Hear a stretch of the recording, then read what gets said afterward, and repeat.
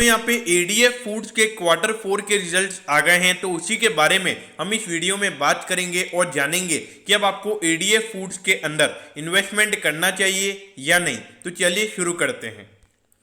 तो देखिए, सबसे पहले तो यहाँ पे जो कंपनी ने डिविडेंड रिकमेंड किया है वो है 3 रुपीज़ पर शेयर का, यानी कि अगर आपके पास 100 शेयर्स है तो आपको यहाँ पे 300 रुपीज़ का डिविडेंड मिलेगा। अब इसके बाद अगर हम रेवेन्यू की बात करें क्वार्टरली बेसिस पर, तो वो पिछले क्वार्टर के कंपैरिजन में यहाँ पे 5% का ग्रोथ हमको कंपनी के टोटल रेवेन्यू में देखने को मिला है। और यहाँ पे रेवेन्यू बढ़ा है तो उसकी वजह से यहाँ पे नेट प्रॉफिट भी कंपनी का 7% बढ़कर 14.93 करोड़ का यहाँ पे कंपनी का टोटल नेट प्रॉफिट निकल कर आया है। तो ऑल ओवर यहाँ पे क्वार्टरली बेसिस पर ज़्यादा आउटस्टैंडिंग परफॉर्मेंस हमको देखने को नहीं मिला है। लेकिन अगर हम ईयरली बेसिस यानी कि पिछले साल के जनवरी से मार्च वाले क्वार्टर से अगर हम कंपेयर करें तो उसके कंपैरिजन में यहाँ पे 22% का ग्रोथ हमको कंपनी के टोटल रेवेन्यू में देखने को मिला है। और जो टोटल रेवेन्यू यहाँ पे निकल कर आया है वो है 104 करोड़ का। तो ईयरली बेसिस पर अच्छा ग्रोथ हमको यहाँ पे रेवेन्यू में देखने को मिला है। लेकिन जो नेट प्रॉफिट है वो यहाँ पे सिर्फ 12% बढ़कर 14.93 करोड़ का यहाँ पे कंपनी का टोटल नेट प्रॉफिट निकल कर आया है। तो अगर देखा जाए तो यहाँ पे न्यूट्रल परफॉर्मेंस से कुछ एक्सपोनेंशियल ग्रोथ अगर यहाँ पे बिजनेस दिखा रहा है तो ऐसा बिल्कुल भी नहीं है।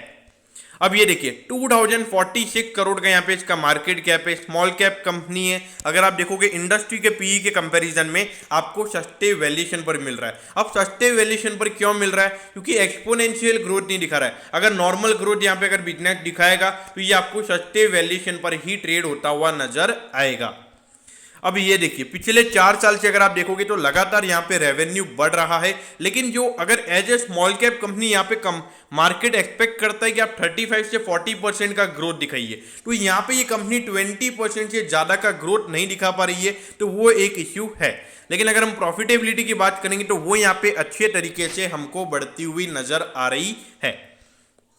अब ये देखिए 1039 पे यहाँ पे एडीएफ फूड का शेयर अभी ट्रेड हो रहा है और 1094 का इसका हाई है। तो अगर देखा जाए अराउंड 4 to 5% ये शेयर आपको अभी हाई से डिस्काउंट पर मिल रहा है, तो ऑलमोस्ट अपने हाई पर ही ट्रेड होता हुआ नजर आ रहा है। तो दोस्तों यहाँ पर अगर आप एडीएफ फूड में लॉन्ग टर्म के लिए इन्वेस्टेड रहिए, क्योंकि ग्रोथ लगातार बिजनेस दिखा रहा है। एक कंजर्वेटिव अप्रोच यहाँ पे भी आप इन्वेस्ट कर सकते हो, और अगर आप एग्रेसिव बेट भी लगाना चाहते हैं तो भी यहाँ पे डेफिनेटली इस काउंटर पर इन्वेस्टमेंट किया जा सकता है। अब एट दी एंड अगर मैं बात करूं third point short term view की, तो देखिए रिजल्ट इतने कोई आउटस्टैंडिंग नहीं है कि मार्केट में यहाँ पे एक अच्छी खासी आपको डिमांड क्रिएट होती हुई नजर आएगी और शेयर 1300 या 1400 के लेवल तक जाएगा, ऐसा मुझे कुछ नहीं लगता है।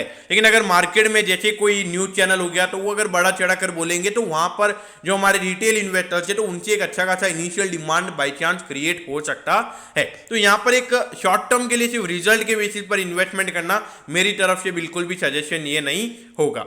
तो दोस्तों मैं होप करता हूँ कि आपको एडीएफ फूड के क्वार्टर 4 के रिजल्ट के बारे में सब कुछ पता चल गया होगा। अगर आपकी कोई भी क्वेरीज है तो आप कमेंट कीजिए, मैं जरूर आपके कमेंट पर रिप्लाई करूंगा। ओके दोस्तों, thank you, have a nice day.